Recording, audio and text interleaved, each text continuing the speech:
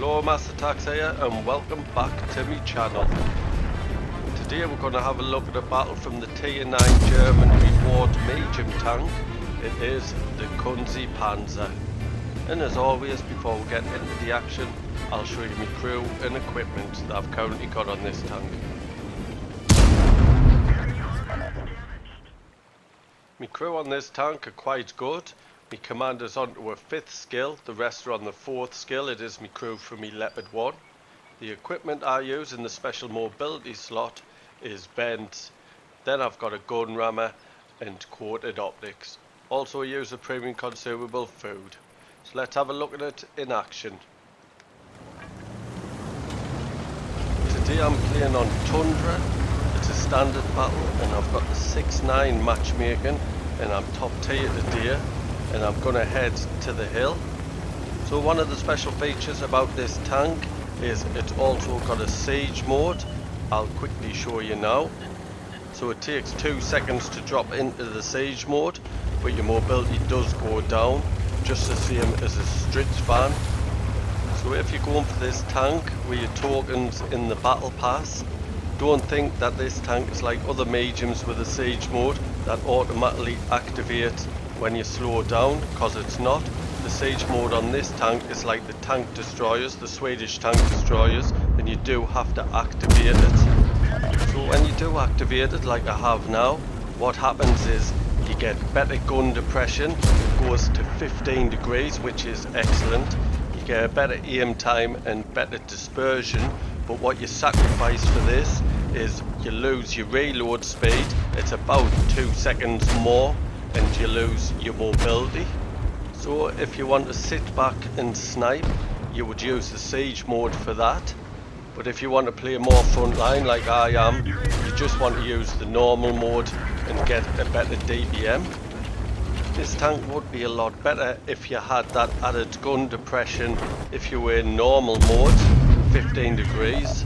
I don't think you'll use all that gun depression when you're sitting back in a bush sniping. But you do get 10 degrees as standard when you're in normal mode. The thing that I've found that's really good on this tank when you're playing like a ridge line, trying to play a hull down, is you've got a reverse speed of 23 kilometers an hour, which is absolutely fantastic pulling back after you've fired, like you can see now. And on the mobility you do get a top speed going forward of 65 kilometers an hour, so the mobility is absolutely fantastic on this tank. So I'll tell you about the gun you get on this tank, and I have to say it is absolutely excellent.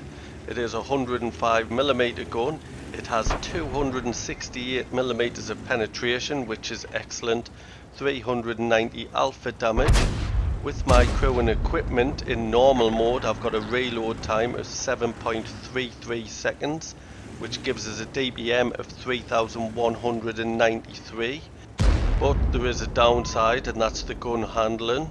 With my crew and equipment I've got an aim time of 2.36 seconds and a dispersion of 0.37 seconds, and I've got a really good crew and good equipment on this and using food.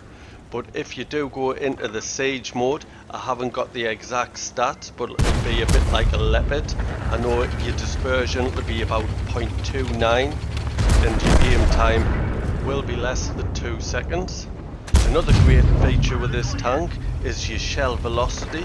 These are the standard shells, they are ABCR, and your shell velocity is 1478 meters per second, which is absolutely excellent, especially for sniping. So back to the battle, and we're doing pretty well on this hill, whittling down the enemy hit points. There's another snapshot into the back chat AP. This tank does seem really good at snapshots. There's a 46 pattern, another snapshot into him. You have no problems with the penetration on this tank, but what it looks like is there's an IS-3 trying to flank us, so I'm going to push round and try and stop him. A bad thing about this tank is its armour. I have to say, you don't really want to be sitting in front of anything, but with that reverse speed you can get out the way pretty quick.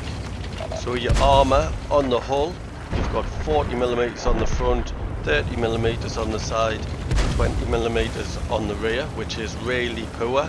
And then your turret, you have 63mm on the front, 53mm on the side and rear.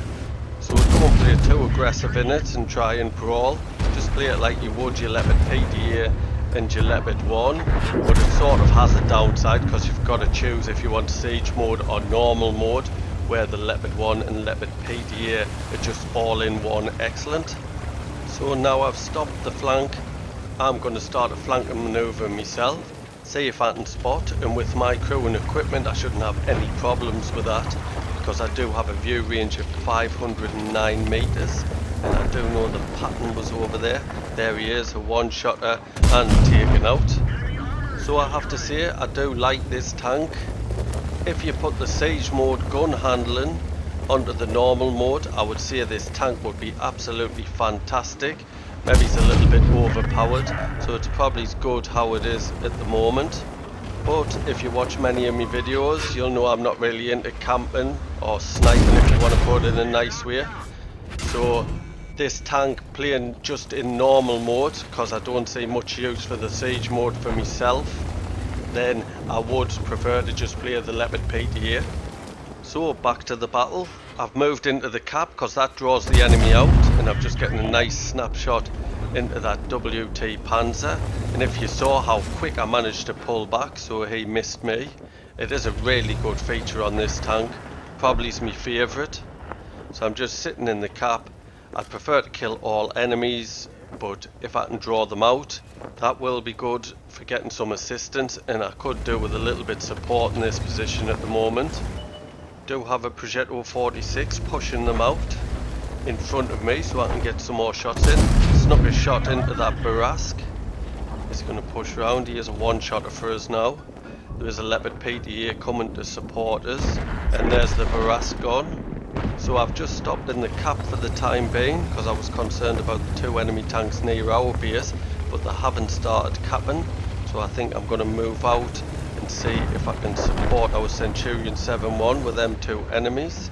Can I get a shot into that ISM? I got a glimpse of him and I managed to get the shot in. I did get spotted there, and it's the backchat AP trying to sneak round, but I should be able to take him out. I've taken a shot and managed to take him out.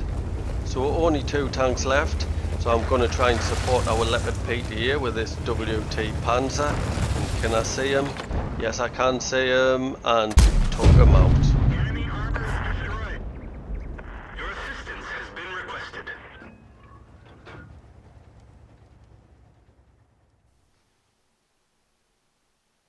So let's have a quick look at the stats. Was a class 1 badge, and we got the high caliber for our 4,518 damage. Top of the tree for XP with a base XP of 1207, top for damage. We made 74,000 credits plus 10,052 XP, that's due to playing a premium vehicle, a personal reserve bonus, and an award for the first victory each day, which was at ×5. I'd like to thank you for watching today's battle. I hope you enjoyed it and found the information useful, especially if you're going for this tank. If you're new to my channel, please subscribe. There's a little icon in the bottom right hand corner. And if you have any feedback, please could you leave it via the thumbs buttons in the comment section below. Cheers.